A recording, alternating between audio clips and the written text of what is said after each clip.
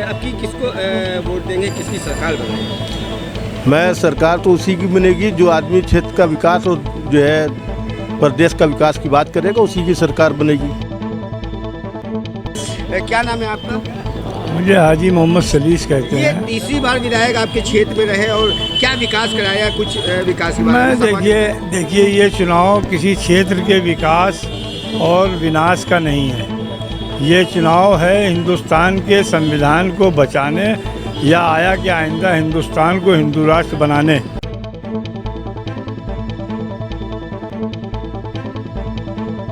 इस टाइम हम शीशामऊ विधानसभा में खड़े हुए हैं, जिसको लेकर हम बता दें कि तीसरी बार विधायक जो सपा के विधायक हैं तीसरी बार बन चुके हैं और चौथी बार फिर वो खड़े हो रहे हैं। आइए यहाँ हमारे साथ कुछ जनता यहाँ जुड़ी है, उनसे बातचीत करते हैं कि अब की किसको जिताएंगे और अब की जो विधायक ने क्या क्या विकास कराया है, विकास के बारे में जानना चाहेंगे। मेरे साथ कुछ लोग जुड़े हैं।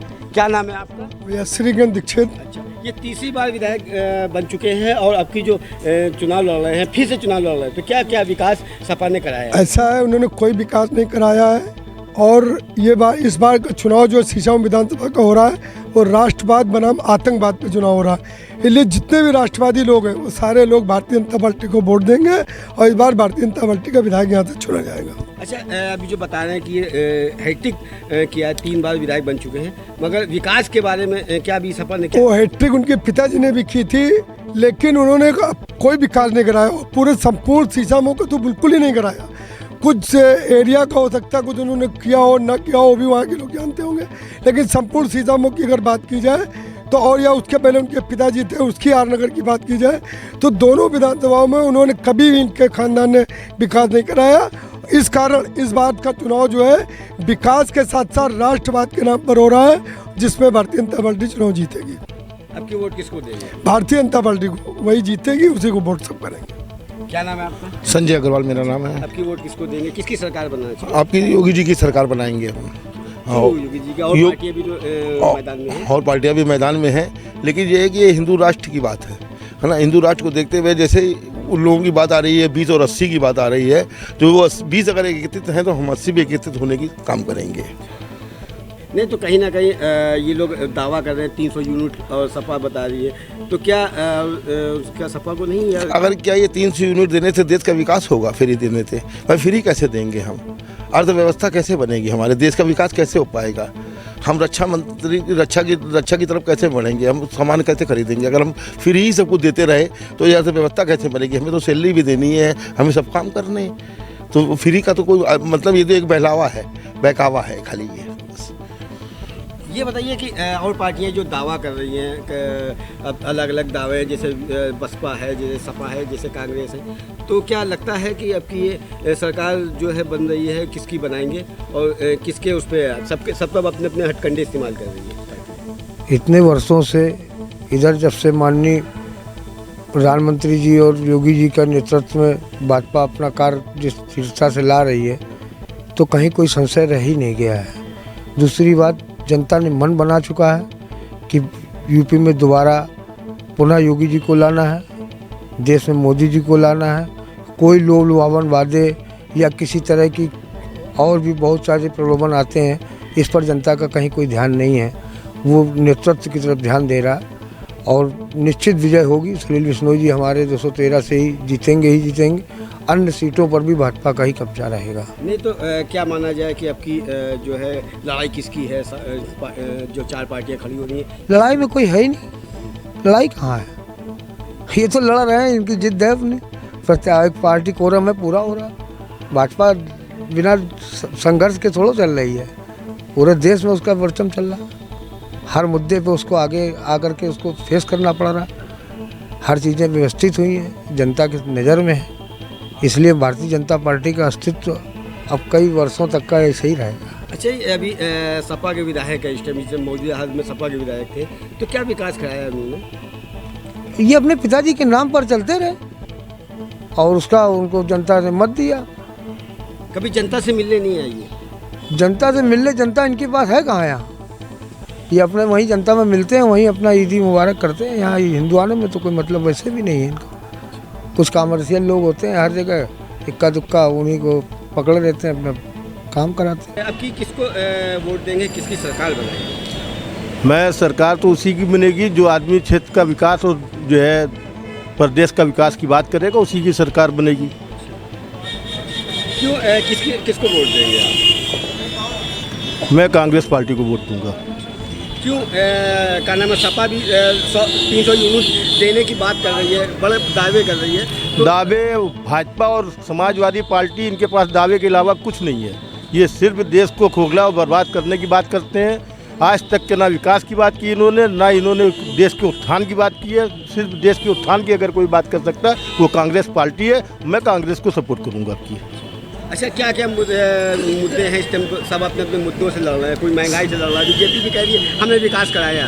तो विकास के बारे में आप क्या बताएं? विकास आपके सामने दिख रहा है, कितना विकास हुआ है। सारे विकास अब ये विधानसभा में खड़े हुए देखिए, सामने गड्ढे, आप सामने इधर दाहिने साइड देखिए, बाएं साइड देखिए, पूरा विकास ही विकास है। पूरे प्रदेश का सत्यानाश के अलावा कोई काम ही नहीं हुआ। इन्होंने कुछ काम ही नहीं किया। हिंदू मुस्लिम, मस्जिद और मंदिर, इसके अलावा कोई भी काम नहीं किया इन्होंने। हिंदू मुसलमानों को लड़ाना, हिंदू मुसलमानों के बीच में खाई पैदा करना, इसके अलावा इनके पास कोई विकास का काम नहीं है। इसी बेस पे ये वोट लेने का काम करते हैं। अब हिंदू मुस्लिम जाग चुका है, इनको जो है नकारेगा और बुरी तरीके से निकारेगा। आपका क्या कहना है इस पर? तो जब की सरकार किसकी बनाएगी? देखिए, ऐसा है, पिछले 35 सालों से उत्तर प्रदेश के अंदर 28-30 सालों तक जो है जो सरकारें रही समाजवादी पार्टी और बहुजन समाज पार्टी की, तो उन्होंने अपने धर्म के ऊपर और अपनी जात बिरादरी के ऊपर आधारित राजनीति करी और सरकारें बनाई। और पिछले 5 सालों से जो प्रदेश के अंदर सरकार है वो नफरत की सियासत करके प्रदेश में सरकार बनाए हुए है। और रही आप विकास की बात कर रहे हैं, तो पिछले 35 सालों से उत्तर प्रदेश के अंदर विकास का कोई काम भी नहीं हुआ। एक पार्टी ने अपने वर्ग के लोगों को तरक्की कराई, एक पार्टी ने अपने वर्ग के लोगों को तरक्की कराई, और पिछले 5 साल से भारतीय जनता पार्टी नफरत की राजनीति कर रही है। अब उत्तर प्रदेश के अंदर ऐसी सरकार को आना चाहिए, ऐसी पार्टी की सरकार को आना चाहिए जो हकीकत में उत्तर प्रदेश के अंदर जो है सुधार पैदा करे, उत्तर प्रदेश की तरक्की हो, उत्तर प्रदेश की आवाम खुशहाल हो, रोज़गार मिले, तालीम का मामला बेहतर हो, स्वास्थ्य का मामला यानी कि सेहत का मामला बेहतर हो।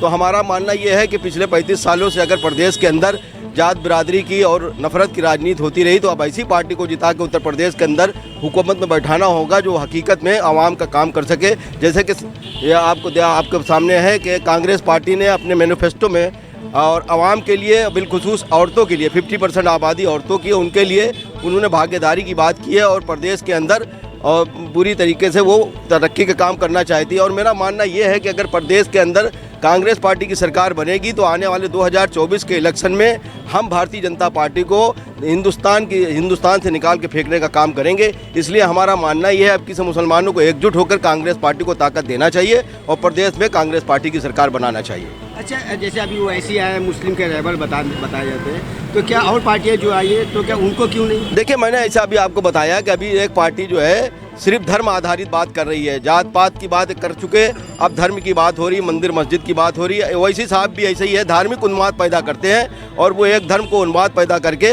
दूसरे पार्टी को फायदा पहुंचाना चाहते हैं। तो मेरा मानना यह है कि प्रदेश के अंदर एक ऐसी सरकार आना चाहिए जो आवाम के लिए काम करे। किसको वोट देंगे? हम अब किसी कांग्रेस पार्टी को वोट देंगे और हम अपने सारे लोगों से कहेंगे कांग्रेस पार्टी को पूरी ताकत दें, क्योंकि 35 सालों से जो प्रदेश के अंदर सूखा पड़ा हुआ है उसको दूर किया जा सके, यहाँ हरियाली हो, यहाँ बेहतर उन्नति के मार्ग प्रशस्त हो, यहाँ पर तरक्की हो, खुशहाली हो और आवाम को बेहतर सहूलियात मुहैया हो सके। यहाँ पे जो विधायक थे 3 बार के विधायक है, अब उन्होंने क्या विकास कराया? 3 बार के विधायक जो थे उन्होंने विकास की बात तो छोड़ो, उन्होंने क्षेत्र में आना गवारा नहीं किया और उनके जो कारिंदे थे उन्होंने दलाली का काम किया, आवाम को परेशान करने का काम किया। और जब कोरोना काल आया था उनके कारकुनों ने, उनके कारिंदों ने बुरी तरीके से आवाम को लूटने का काम किया, इलाज के नाम पर, गैस के नाम पर, सिलेंडर के नाम पर लूटने का काम किया। अच्छा, तो विधायक जी जो क्षेत्र में नहीं रहे? विधायक जी क्षेत्र में कहाँ रहे, वो तो जाजमऊ में रहते हैं, उनका मुश्किल है मिलना। दूसरी बात यह है कि उनको मतलब क्षेत्र से कोई दिलचस्पी नहीं है, वो तो अपने बिल्डर का काम करते, अपनी तरक्की कर रहे हैं, खत्म हो गई बात। आप किसको वोट देंगे? बाकी कांग्रेस ही को वोट देंगे भैया, क्या करेंगे? कांग्रेस को देंगे, और पार्टियाँ भी तो हैं। और पार्टियाँ कोई काम नहीं करवा सकती हैं। यहाँ पर जो काम करवाए, जो विकास करवाए, उसी को हम लोग चुनेंगे। नहीं तो अभी ओवैसी भी है, आम आदमी। ओवैसी तो अब आए हैं, इससे पहले तो ओवैसी थे कहाँ पहले, अब ओवैसी आए हैं। हमारे क्षेत्र में जो काम करवाने लगे कांग्रेस पार्टी काम करवाएगी तो हमें उसी को वोट देंगे ना।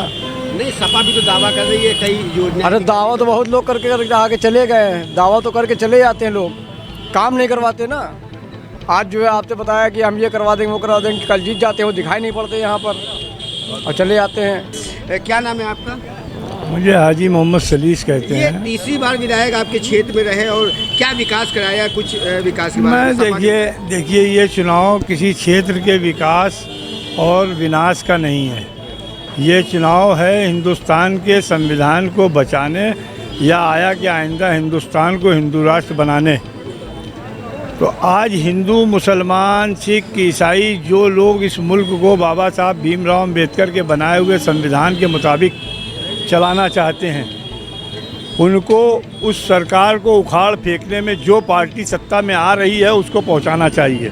और अगर उन सीटों को हमने पुनः छीनने के साथ हमने गोविंद नगर, किदवई नगर और कल्याणपुर की सीटों को और अगर छीनने में अपना रोल अदा किया हिंदू मुसलमान ने मिल करके, तो यकीनन वो ताकतें जो इस मुल्क में हिंदू मुसलमान, हिंदुस्तान पाकिस्तान, मंदिर मस्जिद के नाम पर और जो नफ़रत की प्यार बो रहा हो, जो मुख्यमंत्री उत्तर प्रदेश में दंगों के हवाले से वोट हासिल करना चाह रहा हो, उसको उतार कर फेंकने की जिम्मेदारी हमसे ज़्यादा उन लोगों की है जो हमसे, हमारे बड़े भाई मेजॉरिटी में है इस मुल्क के अंदर। उनको चाहिए कि वो इस मुल्क के अगर दस्तूर को बचाना चाहते हैं तो वो यकसाथ हों और मुसलमानों को उनका साथ देना चाहिए जो संविधान के मुताबिक इस मुल्क को चलाना चाहते हो।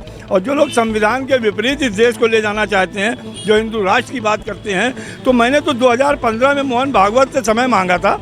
उन्होंने इंद्रेश कुमार को मुझसे बात करने के लिए भेजा था। मैंने इंद्रेश कुमार से 6 सवाल किए थे, जिसमें पहला सवाल हमारा 2015 में यही था कि क्या आप भारत को हिंदू राष्ट्र मानते हो?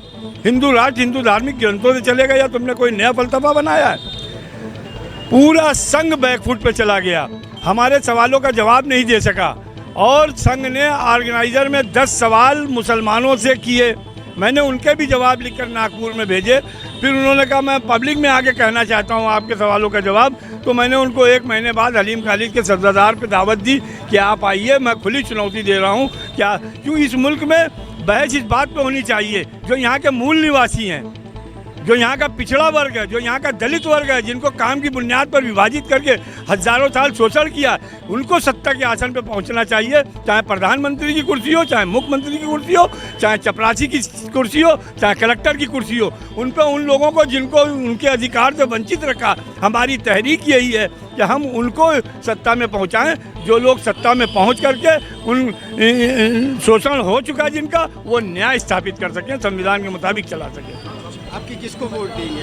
अब वोट कर सकते तो हम निर्णय उस वक्त करेंगे जब वोट, अभी हम इसको ऐलान कर दें आपके तो हम ये मतलब नहीं। हमारी मांग है कि उन लोगों को वोट दिया जाए जो इस मुल्क को संविधान से चलाना चाहते हैं और इसकी बड़ी जिम्मेदारी है हमारे बिरादरान वतन की, हिंदू भाइयों की, कि वो मुसलमानों को लेकर के इस मुल्क में सेकुलर बुनियादों पर हुक्मरानी कायम करें और सांप्रदायिकता को मिटाएं। नहीं तो कहीं ना कहीं सपा दावे कर रही है। सपा बसपा और कांग्रेस ये सब मैदान में है। जो जहाँ पर जीत रहा होगा, जिसकी मैंने क्या कहा, जो जीती हुई सीटें हैं उनको जिता देना चाहिए और मजीद जो बीजेपी से सीटें कानपुर में छीनी जा सकती हैं उनको छीन लेना चाहिए। कल्याणपुर की सीट छीनी जा सकती है, उसको छीन लेना चाहिए। किदवई नगर की सीट छीनी जा सकती है, उसको छीन लेना चाहिए। वोट वहाँ पर समझदारी से वोट करें तो इनकी सीटें छीनेंगी। और एक सीट छीनने का मतलब है कि सांप्रदायिक ताकतों के ताबूत में कील ठोकने के बराबर होगा। ये हमारा मिशन है, ये हमारी तहरीक है। आप बताइए कि अभी जो आपके क्षेत्र के विधायक हैं सपा के हैं, क्या विकास कराया उन्होंने? देखिए, ये तो इसी क्षेत्र के लोगों को ज़्यादा अच्छे से मालूम होना चाहिए। मेरा नाम पुष्कर दुबे है, मैं यहीं पे व्यापार करता हूँ और हमारा परिवार यहाँ पिछले करीबन 60 सालों से व्यापार कर रहा है। हमारी सोच ये है कि भाई नेता किसी भी पार्टी का हो, क्योंकि यहाँ 2 विधानसभा क्षेत्र मिश्रित है, आर नगर और शीशामऊ दोनों। मेरा ये सोचना है कि अब लोग बड़े समझदार हैं, पढ़े लिखे हैं, उनको मालूम है अच्छा बुरा क्या है उनका। तो इस समय वर्तमान समय में जो विधायक हैं, अगर इस क्षेत्र के लोग उनसे प्रसन्न हैं तो भाई उनको वोट दें। अगर उनसे नाखुश हैं तो बदल सकते हैं, क्योंकि जो विकास करेगा वही आएगा और जनता इस बार बहुत सोच समझ के ही वोट करेगी। मेरा भी यही सोचना है। कई पार्टियां इस मैदान में है, सब अपने अपने मुद्दों से चुनाव लड़ रही है। जी। बसपा भी अपने महंगाई को लेके है, सपा जो है बीजेपी की टांग खींच। देखिए, महंगाई तो एक अलग मुद्दा, ठीक है, महंगाई तो बढ़ती ही चली आ रही है। कोई ये थोड़ी ना कि पिछली जो सरकार थी वो आके महंगाई कोई कम कर दी। कोई भी नई सरकार आएगी महंगाई कहाँ से कम कर देगी? हर चीज़ को तो रेट बढ़ ही रहे हैं, तो ये तो सिलसिला चल ही रहा है। लेकिन जो धर्म के आधार पर राजनीति और ये जो बातें हैं, ये सब नहीं होनी चाहिए। वोट अगर करना है, इलेक्शन अगर लड़ना है, तो विकास के आधार पे होना चाहिए। बस मेरा यही कहना है। किसको वोट देंगे? अब ये तो मैं नहीं कह सकता सबके सामने मैं किसको वोट। क्या नाम है आपका? वसीम बेग। अच्छा, आपकी वोट किसको देंगे? किसकी सरकार बनाएंगे? कोई नया चेहरा लाएंगे? मुझे तो वोट आरएसएस को देना चाहिए, आरएसएस मोहन भागवत को, क्यों उन्होंने सारे सिस्टम बना रखे हैं, आईपीएस, आईएएस, आईएफएस सब। हमारे वोट देने से होगा क्या? ईवीएम भी उनके पास है। और मोदी जी ने ट्रंप और बाइडेन में भी 36 का आंकड़ा कर लिया। ट्रंप को इतना ज़्यादा बाइडेन से आगे आने वाले से फ्यूचर अपना प्लान कर लिया ट्रंप का एक्स्ट्रा सपोर्ट करके। तो आरएसएस को वोट देने में फ़ायदा है, हमारे आरएसएस को नहीं देंगे तो कुछ नहीं। हाँ, सब मुसलमानों को हिंदुस्तान के हिंदू हो जाना चाहिए, आरएसएस खुश हो जाएगी। लेकिन हम लोग कौन से हिंदू होंगे? वो तो एससी के साथ अच्छा सलूक नहीं करते, झाड़ू बना देते हैं। अगर मान लिया हम हिंदू भी हो जाएं तो वो तो एससी को ढूंढते हैं, मंदिर में नहीं आने देते हैं। हम हिंदू हो जाएंगे तो मंदिर में जाने को मिलेगा मैं? हम हिंदुओं में कौन से हिंदू होंगे? उनका हिंदू बनाने का सिस्टम है। अच्छा, मोदी जी की अपनी 3 तलाक वाली बहनों के लिए जान बड़ी सूख रही थी। वो जब मोहम्मद अली पार्क में बैठ गई तो मोदी आर्मी हमला कर रही है। मोदी जी गुजरात में जब वो करें प्रोटेस्ट तो रासलीला कांग्रेस के खिलाफ, मोदी जी की 3 तलाक वाली बहनें करें करेक्टर ढीला। ये कैसे बहन भाई हैं भाई? हमें कुछ खाने को मिलेगा? हम जो एनर्जी वेस्ट करेंगे, कैलोरी बंद करेंगे अपनी। हाँ, तो वोट किसको दें? तो वोट तो सिर्फ मोहन भागवत जी को देना चाहिए। उन्हें राजनीतिक पार्टी बनाना चाहिए। अपने को दिखा रहे हैं वो हम तो राजनीतिक ही नहीं, हम तो स्वच्छ सेवक संघ के आदमी हैं। सेवा के लिए पैदा हुए, सेवा के लिए मरे। मोहन भागवत तो नहीं, बीजेपी खड़ी हो रही है। मोहन भागवत जी तो अखिलेश को ला रहे हैं। क्या नाम है आपका? अभय त्रिपाठी। अच्छा, ये विधायक जी है, क्या क्षेत्र में कभी आए नहीं या काम नहीं किया? कितना विकास उन्होंने कराया अभी तक? क्षेत्र में तो बराबर आते रहते हैं। हमारा जो देश है वो मिली जुली आबादी का हमारा क्षेत्र है, जिसमें मुस्लिम आबादी भी है, हिंदू आबादी भी है। और जो मौजूदा विधायक हैं उनका पुश्तैनी समय से राजनीति में पिताजी भी रहे, वो भी रहे, तो उस वजह से क्षेत्र में तो आना जाना रहता है। लेकिन इस बार जो है वो समीकरण दूसरे हैं। इस बार जनता जो है वो परिवर्तन के मूड में है और कुछ समीकरण भी ऐसे बन रहे हैं जैसे इनके तमाम साथी जो हैं वो भी असंतुष्ट हो गए, दूसरे दलों में चले गए। इसके अलावा भारतीय जनता पार्टी का एक बड़ा चेहरा इनके सामने है, क्योंकि यहाँ पर जीत का विषय ये नहीं था कि ये बहुत सारे काम कर रहे हैं इसलिए जीत रहे हैं। कहीं ना कहीं भारतीय जनता पार्टी का जो प्रत्याशी रहता था वो आपसी फूट के कारण कई बार हार जाता था।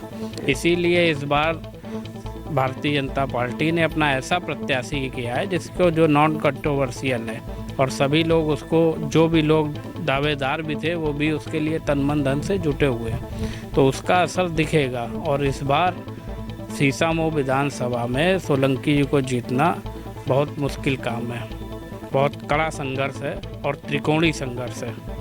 ये कई बार विधायक बन चुके हैं और अब अभी भी ये बता रहे हैं कि हमारा दावा है कि हम जीतेंगे। तो क्या माना जाए, पब्लिक क्या चाह रही है कि अब की परिवर्तन चाह रही है या फिर वही विधायक चाह रही है?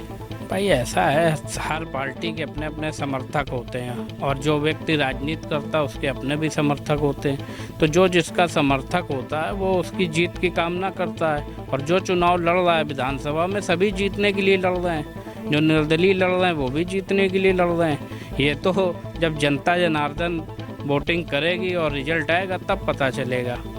ये शपथ दावा कर रही है 300 यूनिट का और कई ऐसी योजनाओं का, तो क्या सपा ऐसा क्या पब्लिक इसको लुभाने के लिए है या? देखिए, लोक लुभावने वादे करने से काम नहीं होता है। वादे पूरे करने वाले को जनता जिताएगी, ठीक है। और समीकरण जो है वो पूरे प्रदेश में जो चुनाव है वो भाजपा और सपा के बीच में है, इसके अलावा तीसरा कोई दल है नहीं लाइन में। तो उसी तरीके से कानपुर की भी जो सीटें हैं, जैसे सीसामऊ है, तो यहाँ पर भी भाजपा और सपा और भाजपा के बीच में चुनाव है।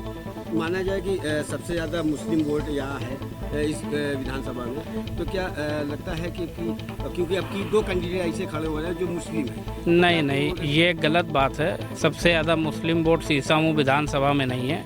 करीब 70,000 के आसपास वोट मुस्लिम है और 1,33,000 वोट जो है वो हिंदू है।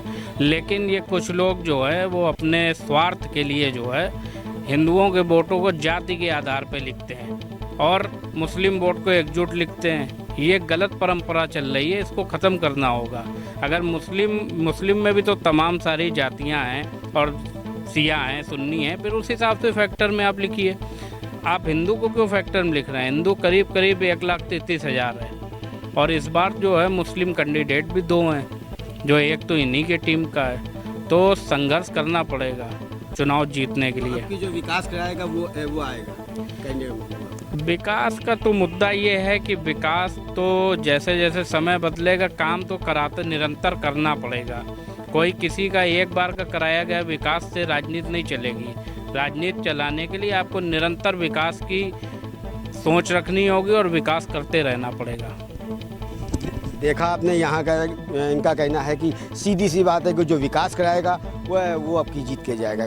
कैमरामैन सौरभ के साथ कमर आलम, AB स्टार न्यूज़, कानपुर।